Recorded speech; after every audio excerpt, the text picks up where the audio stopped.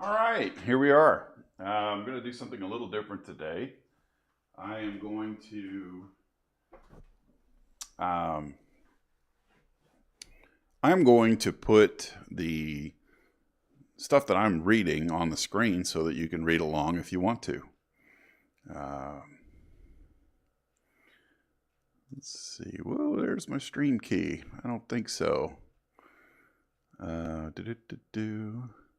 So tonight we're going to start with chapter 3, and it's we're getting to the nitty gritty now, which is cool because now I think the crime is about to happen.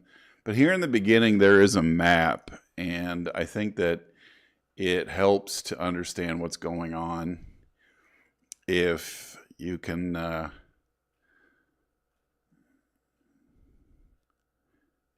see the map. All right, looks like I didn't quite go live, so here we go. Okay, now we're live. The but yeah, there's a map here, and I want everybody to be able to see it.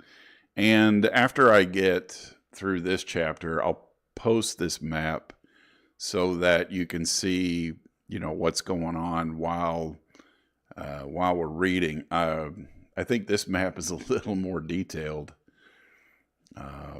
than what we're used to. So let's see here. Just making sure it looks clear. So this is chapter 3, the night of the tragedy.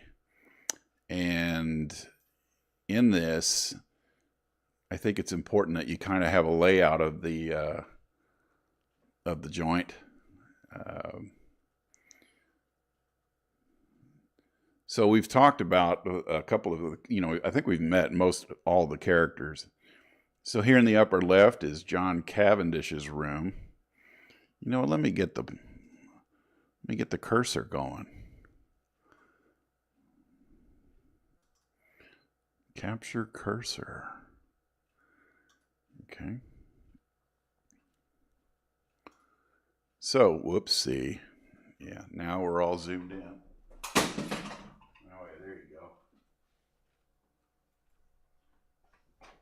That's one way to close a window.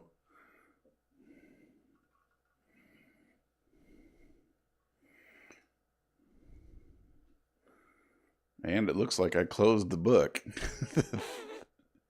Give me just a second. It'll only take me a moment.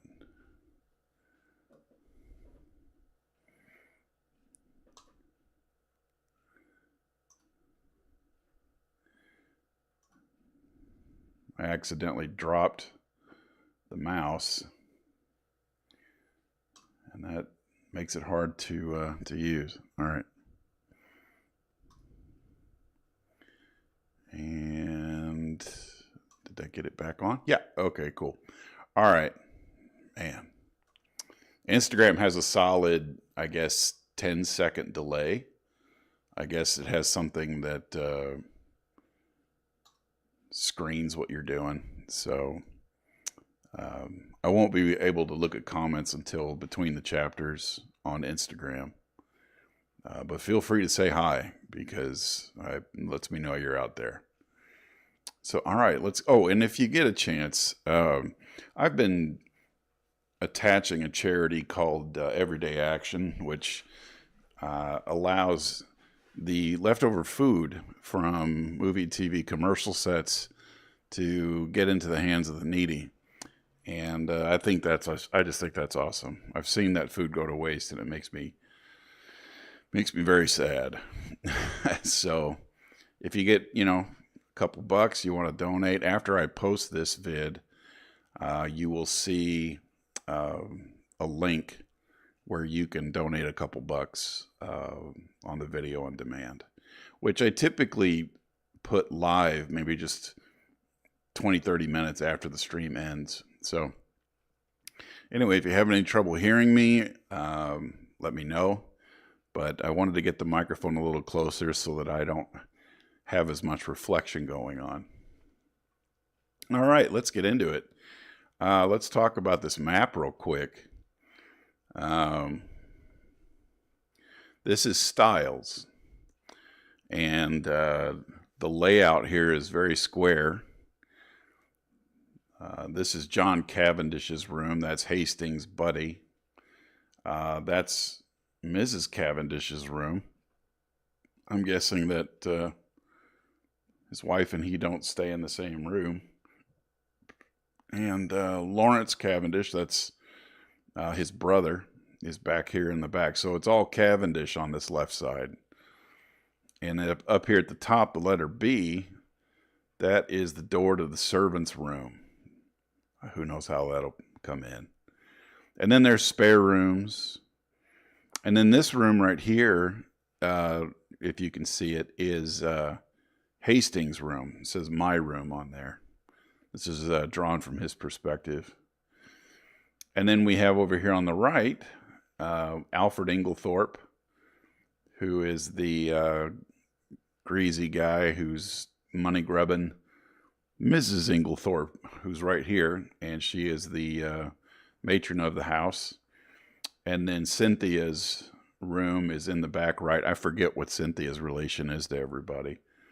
But as far as I can guess it, she was introduced to work there for the family by the gal who took off in the first chapter. I miss her. She was cool. So let's get into it. And I hope you're comfortable.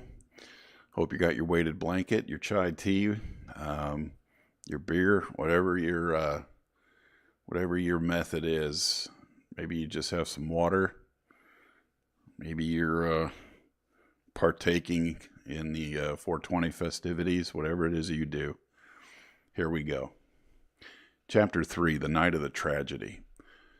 To make this part of my story clear, I append the following plan of the first floor of Styles. The servants' rooms are reached through door B. They have no communication with the right wing, where the Inglethorpe's rooms were situated.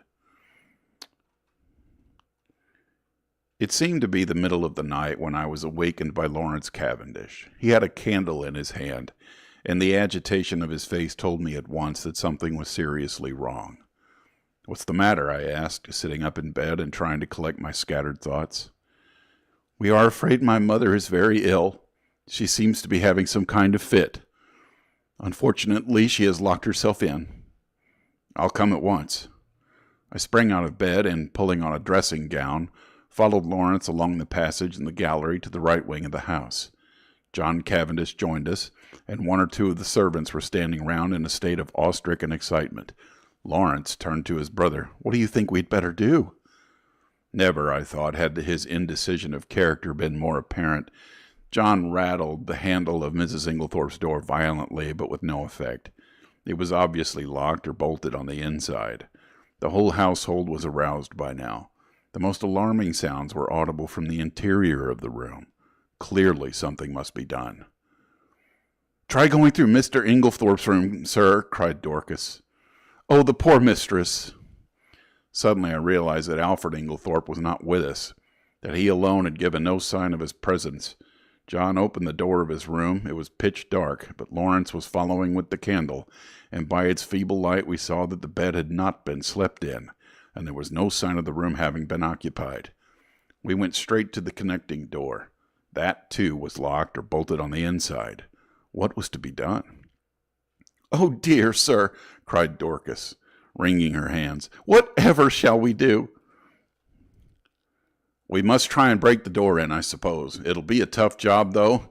Here, let one of the maids go down and wake Bailey and tell him to go for Dr. Wilkins at once. Now then, we'll have a try at the door. Half a moment, though. Isn't there a door into Mrs. Cynthia's rooms?"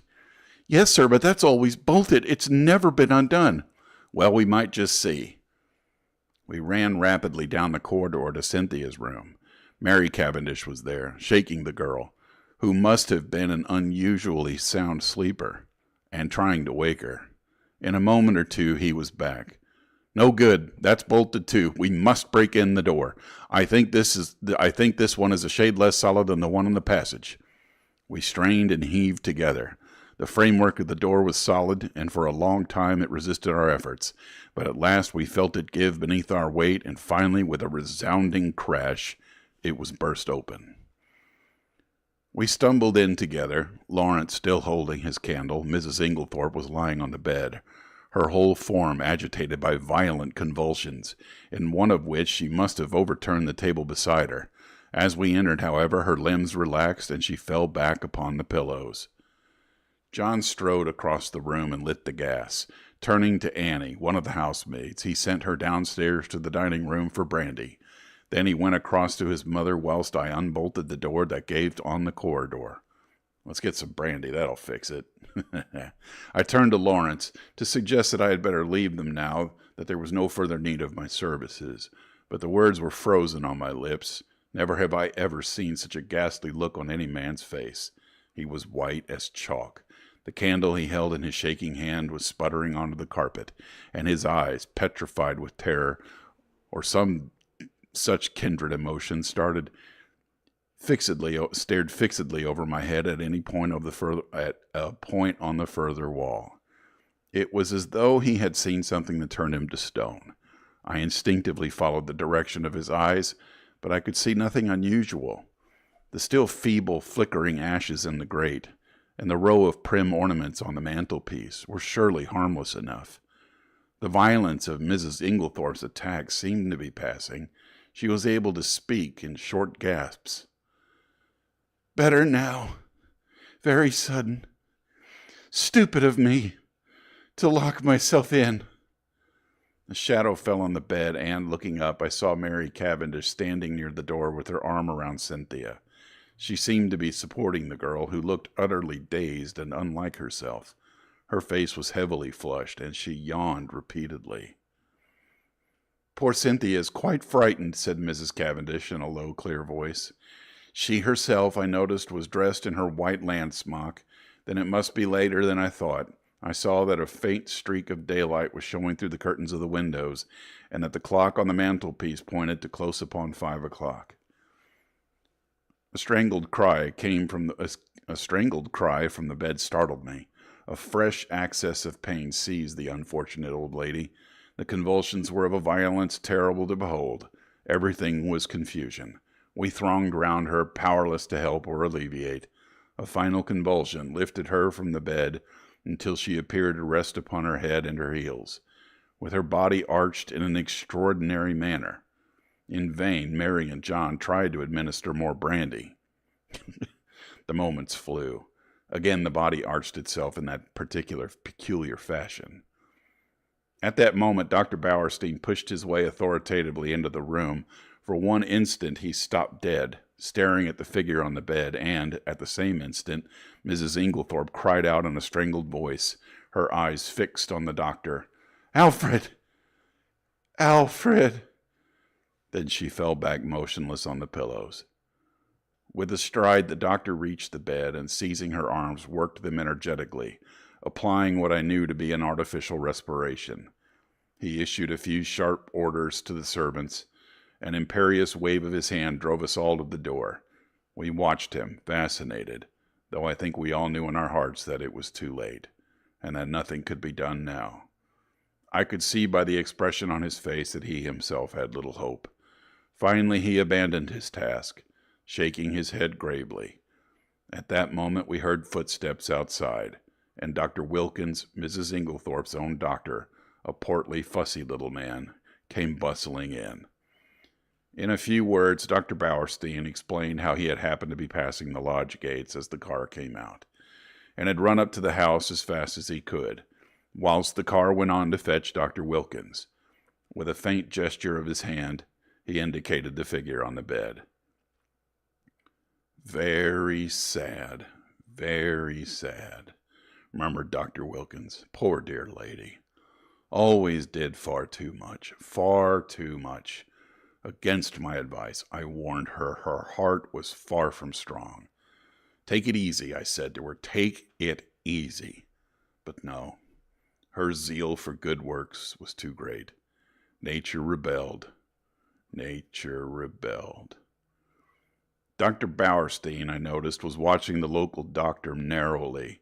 He still kept his eyes fixed on him as we spoke. "The convulsions were of a peculiar violence, Dr. Wilkins. I am sorry you were not here in time to witness them. They were quite Titanic in character. Ah, said Dr. Wilkins wisely. I should like to speak to you in private, said Dr. Bowerstein. He turned to John. You do not object? Certainly not. We all trooped out into the corridor, leaving the two doctors alone, and I heard the key turned in the lock behind us. We went slowly down the stairs. I was violently excited. I have a certain talent for deduction, and Dr. Bowerstein's manner had started a flock of wild surmises in my mind. Mary Cavendish laid her hand upon my arm. What is it? Why did Dr. Bowerstein seem so peculiar? I looked at her. Do you know what I think? What? Listen, I looked around. The others were out of earshot. I lowered my voice to a whisper.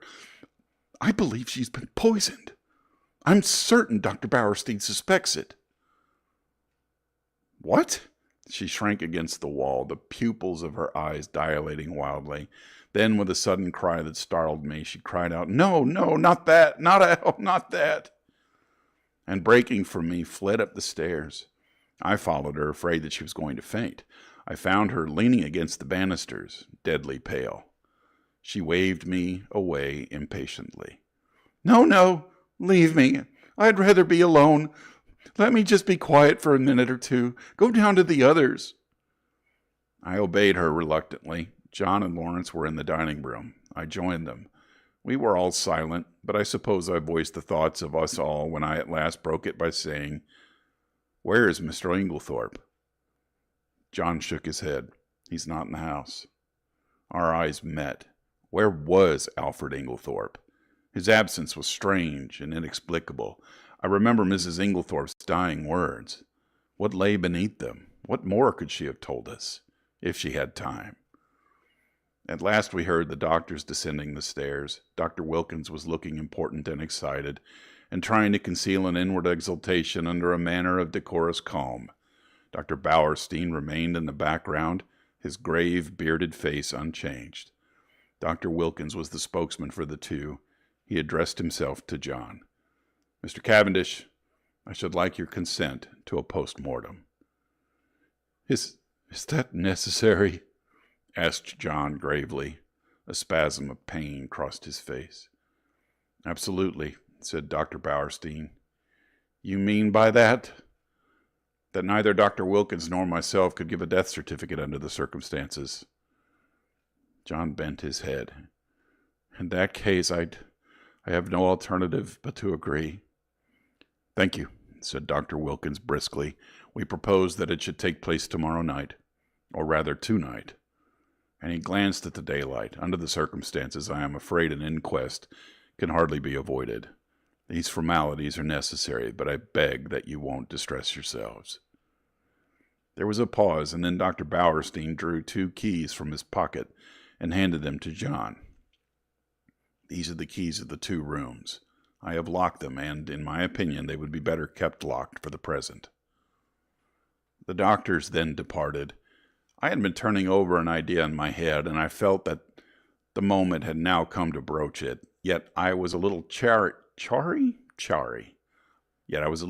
of doing so. John, I knew, had a horror of any kind of publicity, and was an easy-going optimist, who preferred never to meet trouble halfway. It might be difficult to convince him of the soundness of my plan. Lawrence, on the other hand, being less conventional and having more imagination, I felt I might count upon him as an ally. There was no doubt that the moment had come for me to take the lead. John, I said, I am going to ask you something. Well, you remember my speaking of my friend Poirot? The Belgian who is here? He has been a most famous detective. Yes. I want you to let me call him in to investigate the matter. What, now? Before the post-mortem? Yes, time is an advantage if there has been foul play. Rubbish, cried Lawrence angrily. In my opinion, the whole thing is a mare's nest of Bowerstein's. Wilkins hadn't had an idea of such a thing until Bowerstein put it in his head. But like all specialists, Bowerstein's got a bee in his bonnet. Poisons are his hobby, so of course he sees them everywhere. I confess that I was surprised by Lawrence's attitude. He was so seldom vehement about anything. Vehement? John hesitated. I can't feel as you do, Lawrence, he said at last. I'm inclined to give Hastings a free hand, though I would prefer to wait a bit. We don't want any unnecessary scandal. No, no, I cried eagerly. You need no fear of that. Poirot is discretion itself.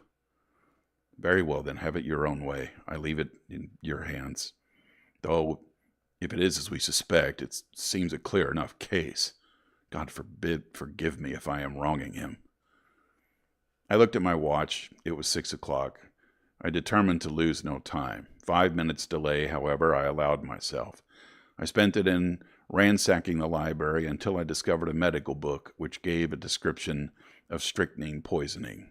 Strychnine poisoning. Wow.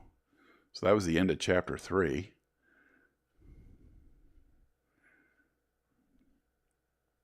And,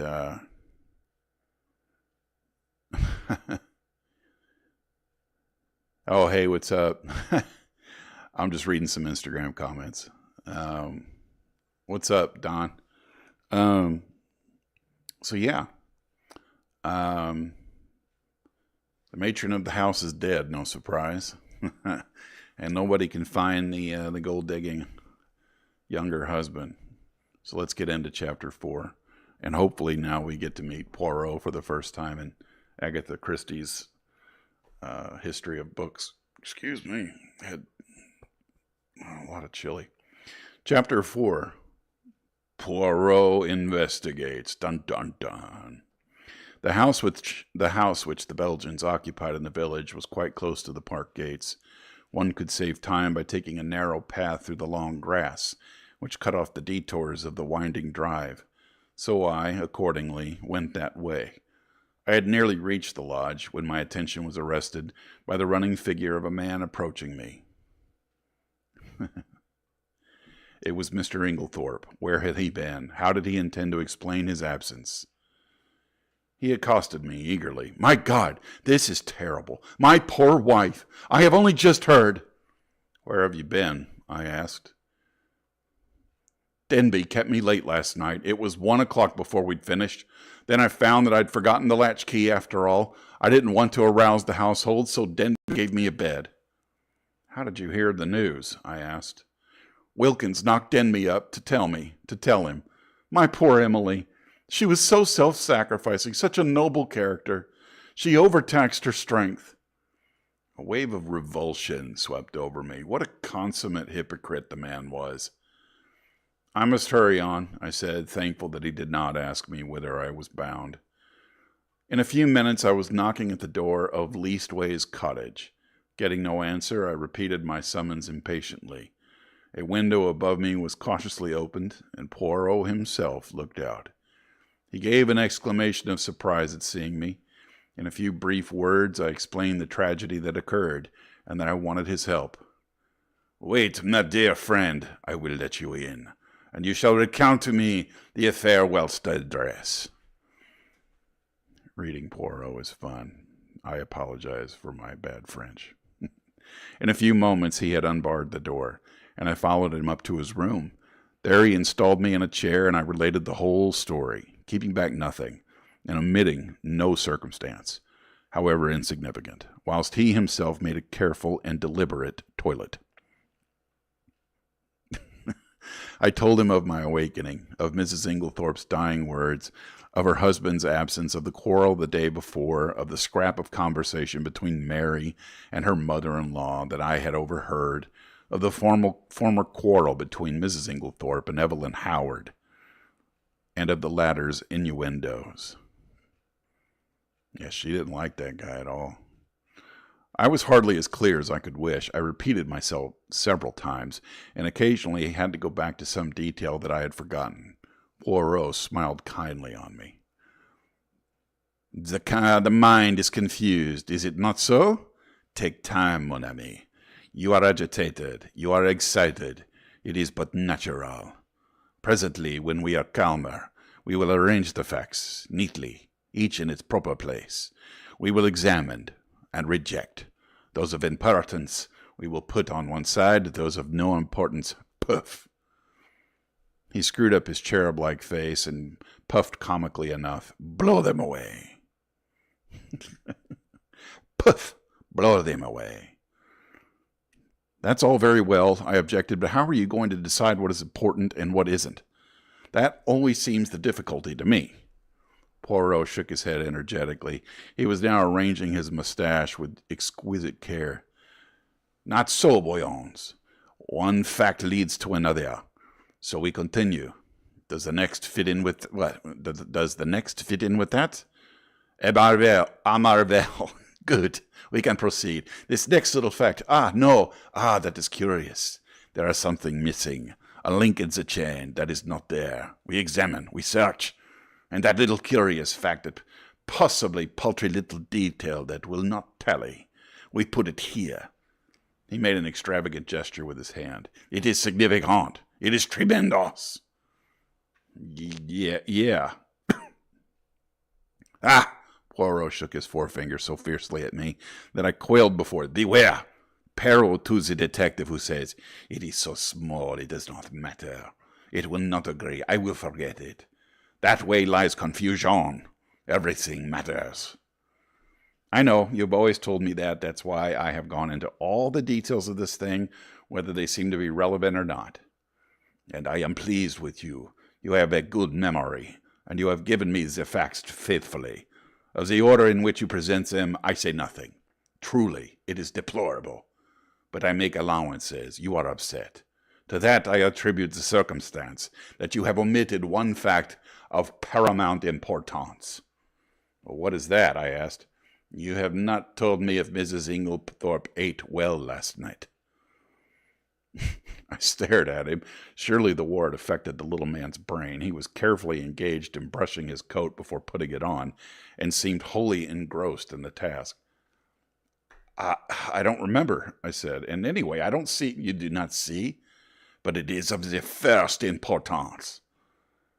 I can't see why, I said, rather nettled.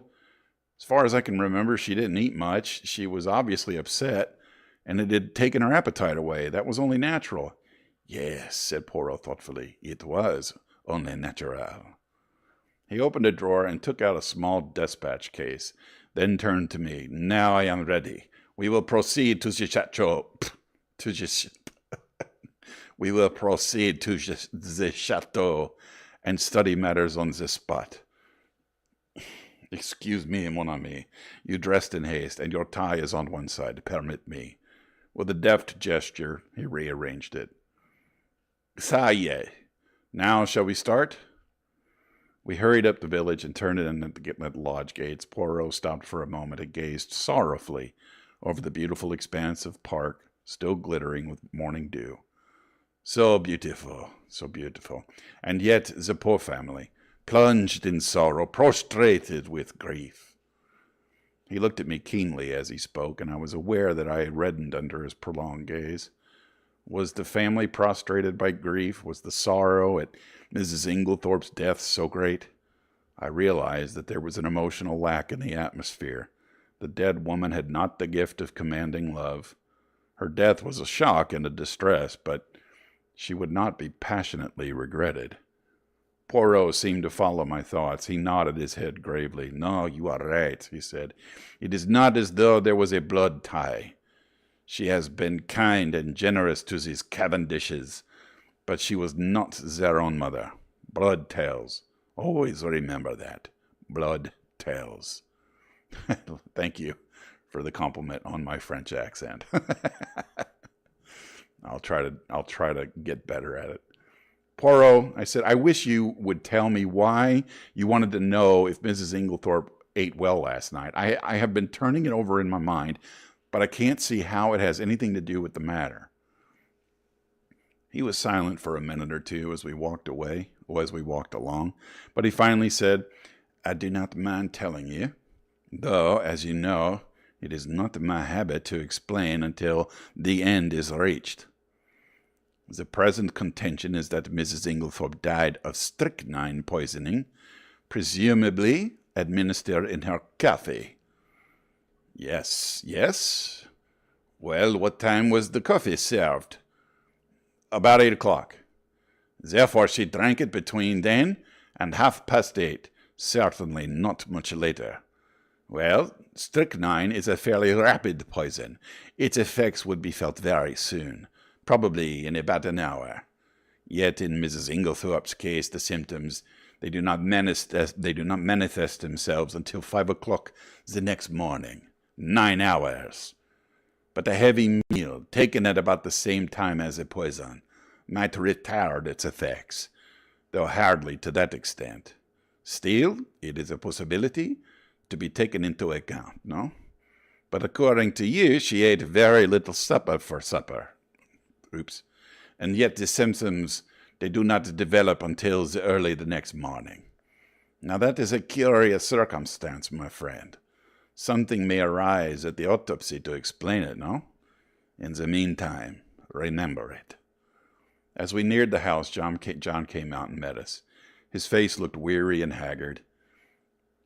This is a very dreadful business, Monsieur Poirot, he said. Hastings has explained to you that we are anxious for no publicity. I comprehend perfectly. You see, it is only suspicion so far. We have nothing to go upon. Precisely, it is a matter of precaution only. John turned to me, taking out his cigarette case and lighting a cigarette as he did so. You know that fellow Inglethorpe is back? Yes, I met him. John flung the match into an adjacent flower bed, a proceeding which was too much for Poirot's feelings. He retrieved it and buried it neatly. It is jolly difficult to know how to treat him. That difficulty will not exist long, pronounced Poirot quietly. John looked puzzled, not quite understanding the portent of that cryptic saying. He handed the 2 keys which Dr. Bowerstein had given him to me. Show Monsieur Poirot anything he wants to see. The rooms are locked? Asked Poirot. Dr. Bowerstein considered it advisable. Poirot nodded thoughtfully. Then he is very sure. Well, that simplifies matters for us. We went up to the room together to the room of the tragedy. For convenience, I have appended a plan of the room and the principal articles of furniture in it. Okay, let's talk about this for a second because it's in a sort of cursive. So we've got a chest of drawers right here on the left and a wardrobe right by B. We've got a dressing table here at the north end and a bed, here at the south end. I don't know what that's, washstand right there at the bottom. I don't know if you can see my mouse, and then a writing desk in the corner. Candle grease is written right here. The fireplace is in the corner. That's pretty cool. And then there are 2 windows on the north side. And then there's an exit, C, on the right. And then A here at the bottom by the washstand. A is the door into the passage. B is the door into Mr. Inglethorpe's room. That's right there. So I think in the other map, this was 90 degrees turned. C is the door into Cynthia's room. So Mr. Inglethorpe's over here on the left, and Cynthia's over here on the right. Poirot locked the door on the inside and proceeded to a minute inspection of the room. He darted from one object to the other with the agility of a grasshopper. I remained by the door, fearing to obliterate any clues. Poirot, however, did not seem grateful to me for my forbearance. What have you, my friend, he cried, that you remain there like yes, the stuck pig. I explained that I was afraid of obliterating any footmarks. Footmarks? But what an idea. There has already been practically an army in the room. What footmarks are we likely to find? No, come here and aid me in my search. I will put down my little case until I need it. He did so on the round table by the window, but it was all ill-advised proceeding. For the top of it being loose, it tilted up and precipitated the dispatch case on the floor. Ah, voilà, un table. Un table. I think that's table, cried Poirot. Let's try again. Ah, voilà, un table, cried Poirot. Ah, my friend, one may live in a big house and yet have no comfort. After which piece of moralizing, he resumed his search. A small purple dispatch case with a key in the lock on the writing table engaged his attention for some time. He took out the key from the lock and passed it to me to inspect. I saw nothing peculiar, however. It was an ordinary key of the Yale type, with a bit of a twisted wire through the handle. Next, he examined the framework of the door we had broken in, assuring himself that the bolt had already been shot. Then he went to the door opposite leading into Cynthia's room. That door was also bolted, as I had stated. However, he went to the length of unbolting it, and opening and shutting it several times. This he did with the utmost precaution against making any noise. Suddenly, something in the bolt itself seemed to rivet his attention. He examined it carefully, and then, nimbly whipping out a pair of small forceps from his case, he drew out some minute particle which he carefully sealed up in a tiny envelope. On the chest of drawers there was a tray with a spirit lamp and a small saucepan on it. A small quantity of a dark fluid remained in the saucepan, and an empty cup and saucer that had been drunk out of stood near it. I wondered how I could have been so unobservant as to overlook this. Here was a clue worth having.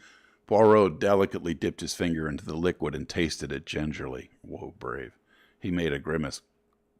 Cocoa, with, I think, rum in it. He passed on to the debris on the floor where the table by the bed had been overturned. A reading lamp, some books, matches, a bunch of keys, and the crushed fragments of a coffee cup lay scattered about. "Ah, this is curious," said Poirot. "I must confess that I see nothing particularly curious about it." "You do not? Observe the lamp. The chimney is broken in 2 places. They lie there as they fell. But see, the coffee cup is absolutely smashed to powder." "Well," I said wearily, "I suppose someone must have stepped on it." "Exactly," said Poirot in an odd voice. "Someone stepped on it." He rose from his knees and walked slowly across to the mantelpiece, where he stood abstractedly fingering the ornaments and straightening them, a trick of his when he was agitated. "Mon ami," he said, turning to me, "somebody stepped on that cup, grinding it to powder, and the reason they did so was either because it contained strychnine or, which is far more serious, because it did not contain strychnine." I made no reply. I was bewildered, but I knew that it was no good asking him to explain. In a moment or two he roused himself and went on with his investigations. He picked up the bunch of keys from the floor and, twirling them round in his fingers, finally selected one, very bright and shining, which he tried in the lock of the purple dispatch case. It fitted, and he opened the box, but after a moment's hesitation closed and relocked it, and slipped the bunch of keys, as well as the key that had originally stood in the lock, into his own pocket. "I have no authority to go through these papers, but it should be done at once." He then made a very careful examination of the drawers of the washstand. Crossing the room to the left-hand window, a round stain, hardly visible on the dark brown carpet, seemed to interest him particularly. He went down on his knees, examining it minutely, even going so far as to smell it. Finally, he poured a few drops of the cocoa into a test tube, sealing it up very carefully. His next proceeding was to take out a little notebook. "We have found in this room," he said, writing busily, 6 points of interest. Shall I enumerate them, or will you?" "Oh, you," I replied hastily. "Very well, then. 1. A coffee cup that has been ground into powder. 2. A dispatch case with a key in the lock. 3. A stain on the floor." "That may have been done some time ago," I interrupted. "No, for it is still perceptibly damp and smells of coffee. 4. A fragment of some dark green fabric. Only a thread or two, but recognizable." "Ah!" I cried. "That was what you sealed up in the envelope." "Yes. It may turn out to be a piece of one of Mrs. Inglethorpe's own dresses, and quite unimportant. We shall see. 5. This. With a dramatic gesture, he pointed to a large splash of candle grease on the floor by the writing table. It must have been done since yesterday. Otherwise, a good housemaid would have at once removed it with blotting paper and a hot iron.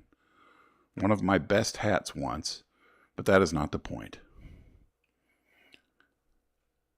It was very likely done last night. We were very agitated, or perhaps Mrs. Inglethorpe herself dropped her candle. You brought only one candle into the room?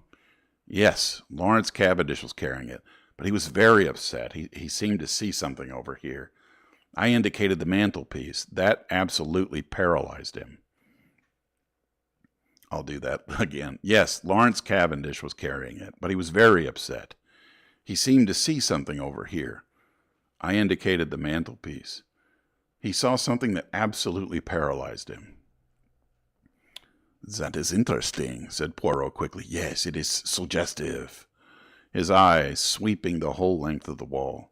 But it was not his candle that made this great patch, for you perceive that this is white grease, whereas Monsieur Lawrence's candle, which is still on the dressing table, is pink. On the other hand, Mrs. Inglethorpe had no candlestick in this room, only a reading lamp. Then I said, what do you deduce? To which my friend only made a rather irritating reply, urging me to use my own natural faculties. And the 6 point, I asked. I suppose it's the sample of the cocoa. No, said Poirot thoughtfully. I might have included that in the 6, but I did not. No, the 6 point I will keep to myself for the present. He looked quickly round the room. There is nothing more to be done here, I think, unless... He stared earnestly and long at the dead ashes in the grate. The fire burns, and it destroys. But by chance, there might be... Let us see. Deftly, on hands and knees, he began to sort the ashes from the grate into the fender, handling them with the greatest caution. Suddenly he gave a faint exclamation. "The forceps, Hastings!" I quickly handed them to him, and with skill he extracted a small piece of charred paper. "There, mon ami," he cried. "What do you think of that?" I scrutinized the fragment. This is an exact reproduction of it. Well, so let's see. We've got what looked like 2 L's and then the word "and." I was puzzled. It was unusually thick, quite unlike ordinary paper. Suddenly an idea struck me. "Poirot," I cried, "this is a fragment of a will." "Exactly." I looked up at him sharply. "You are not surprised?" "No," he said gravely. "I expected it." I relinquished the piece of paper and watched him put it away in his case with the same methodical care that he bestowed on everything. My brain was in a whirl. What was this complication of a will? Who had destroyed it? The person who had left the candle grease on the floor, obviously. But how had anyone gained admission? All the doors had been bolted on the inside. "Now, my friend," said Poirot briskly, "we will go. I should like to ask a few questions of the parlour maid. Dorcas, her name is it not?" We passed through Alfred Inglethorpe's room, and Poirot delayed long enough to make a brief but very comprehensive examination of it. We went out through that door, locking both it and that of Mrs. Inglethorpe's room as before. I took him down to the boudoir which he had expressed a wish to see, and went myself in search of Dorcas. When I returned with her, however, the boudoir was empty. "Poirot," I cried, "where are you?" "I am here, my friend."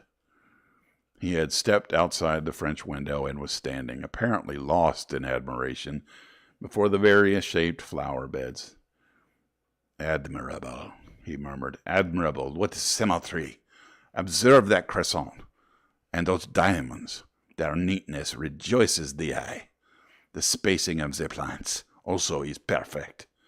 It has been recently done, is it not so?" "Yes, I believe they were at it yesterday afternoon, but come in. Dorcas is here." "Eh bien, eh bien. Do not grudge me a moment's satisfaction of the eye." Yes, but this affair is more important. And how do you know that these fine begonias are not of equal importance?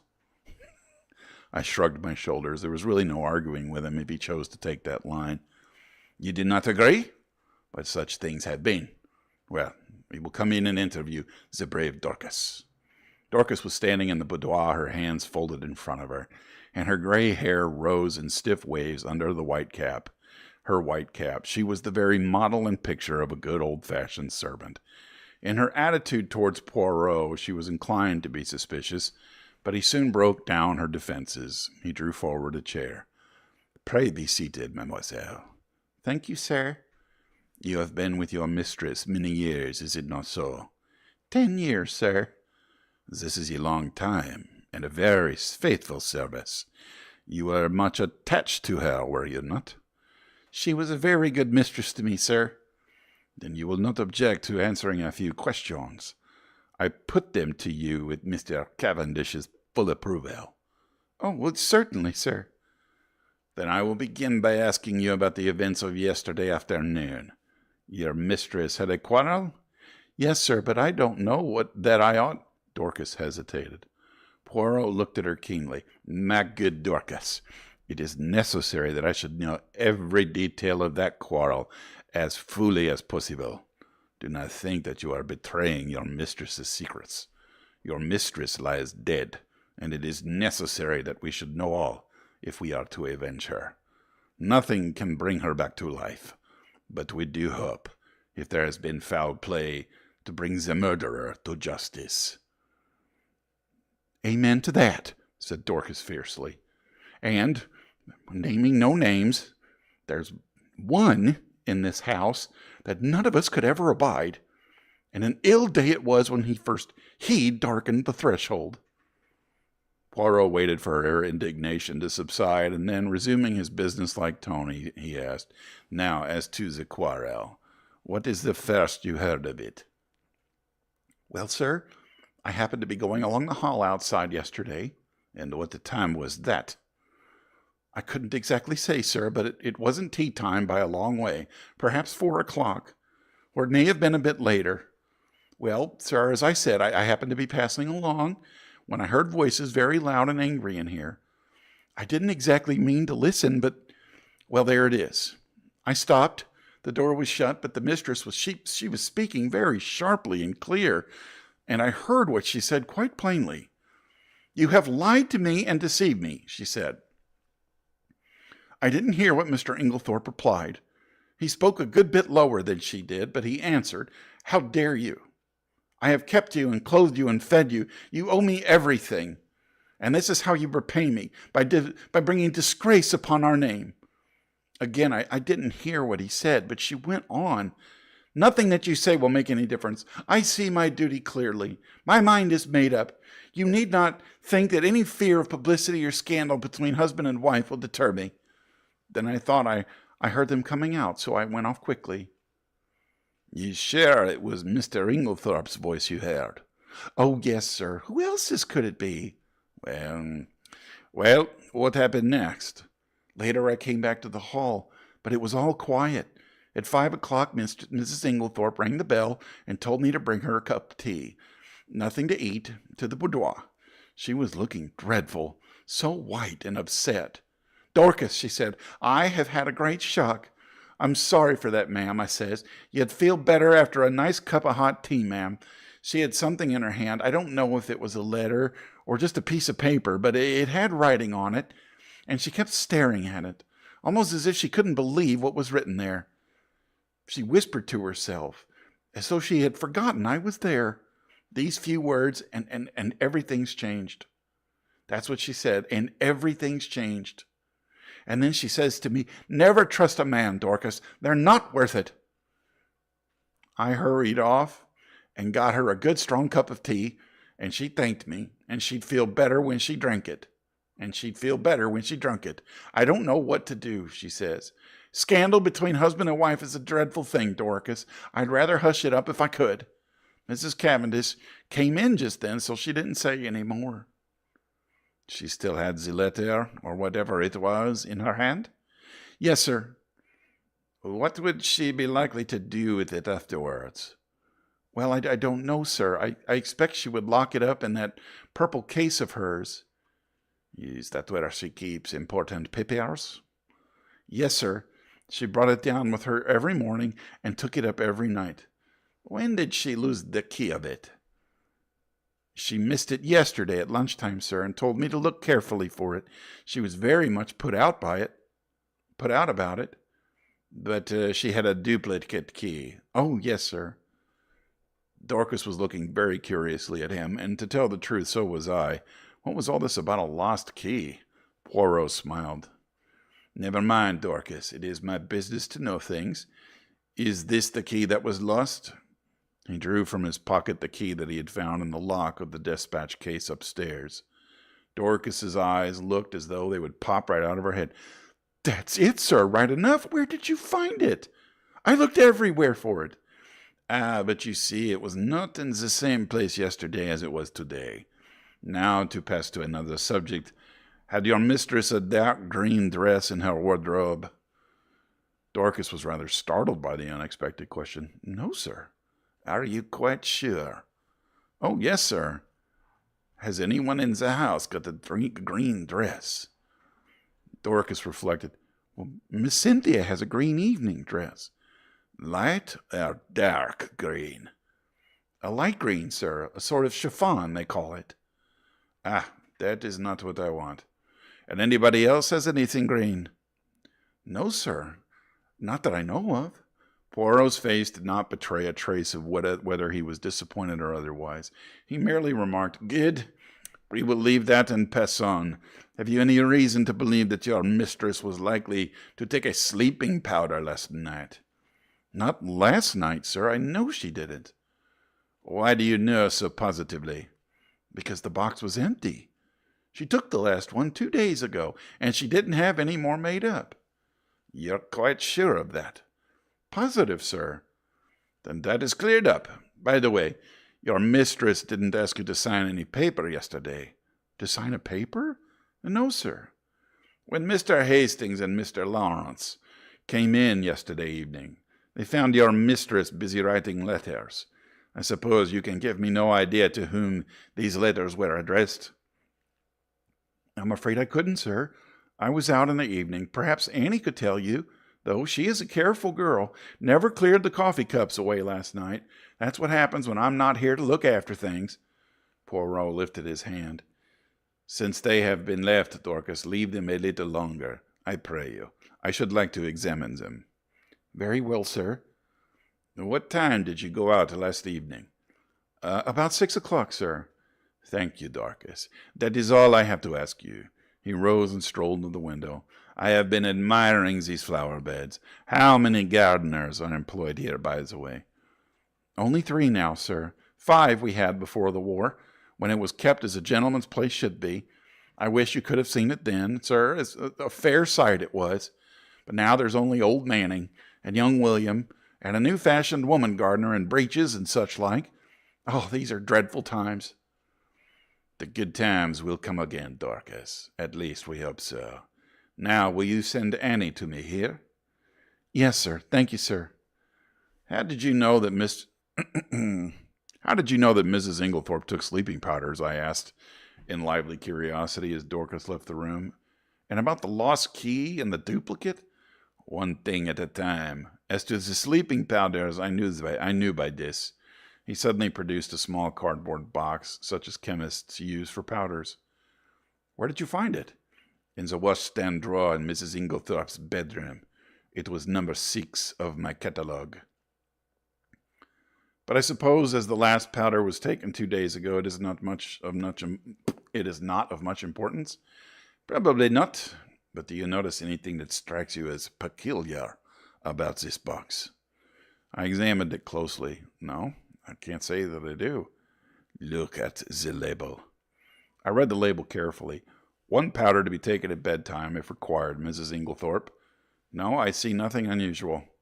Not the fact that there is no chemist's name? Ah, I exclaimed. To be sure, that is odd. Have you ever known a chemist to send out a box like that, without his printed name? No, I can't say that I have. I was becoming quite excited, but Poirot damped my ardor by remarking, yet the explanation is quite simple. So do not intrigue yourself, my friend. An audible creaking proclaimed the approach of Annie, so I had no time to reply. Annie was a fine, strapping girl, and was evidently laboring under intense excitement, mingled with a certain ghoulish enjoyment of the tragedy. Poirot came to the point at once with a business-like briskness. I sent for you, Annie, because I thought you might be able to tell me something about the letters Mrs. Inglethorpe wrote last night. How many was there, and can you tell me any of the names and addresses? Annie considered. There were 4 letters, sir. One was to Miss Howard, and one was to Mr. Wells, the lawyer, and the other 2 I don't think I remember. Oh, yes, one was to Ross's, the caterers at Tadminster. The other one I don't remember. Excuse me. Think, urged Poirot. Annie racked her brains in vain. I'm sorry, sir, but it's clean gone. I don't think I can have noticed it. It does not matter, said Poirot, not betraying any sign of disappointment. Now I want to ask you about something else. There is a saucepan in Mrs. Inglethorpe's room with some cocoa in it. Did she have that every night? Yes, sir, it was put in her room every evening, and she warmed it up in the night whenever she fancied it. What was it? Plain cocoa? Yes, sir, made with milk, with a teaspoon of sugar, and two teaspoonfuls of rum in it. Who took it to her room? I did, sir. Always? Yes, sir. At what time? When I went to draw the curtains, as a rule, sir. Did you bring it straight up from the kitchen, then? No, sir. You see, there's not much room on the gas stove, so cook used to make it early, before putting the vegetables on for supper. Then I used to bring it up and put it on the table by the swing door and take it into her room later. The swing door is in the left wing, is it not? Yes, sir. And the table, it is on this side of the door, or on the farther, servant's side? It's this side, sir. What time did you bring it up last night? About 7:15, I should say, sir. And when did you take it into Mrs. Inglethorpe's room? When I went to shut up, sir. About 8 o'clock. Mrs. Inglethorpe came up to bed before I'd finished. Then, between 7:15 and 8 o'clock, the cocoa was standing on the table in the left wing. Yes, sir. Annie had been growing redder and redder in the face, and now she blurted out unexpectedly, And if there was salt in it, sir, it wasn't me. I never took the salt near it. What makes you think that there was salt in it? Asked Poirot. Seeing it on the tray, sir. You saw some salt on the tray?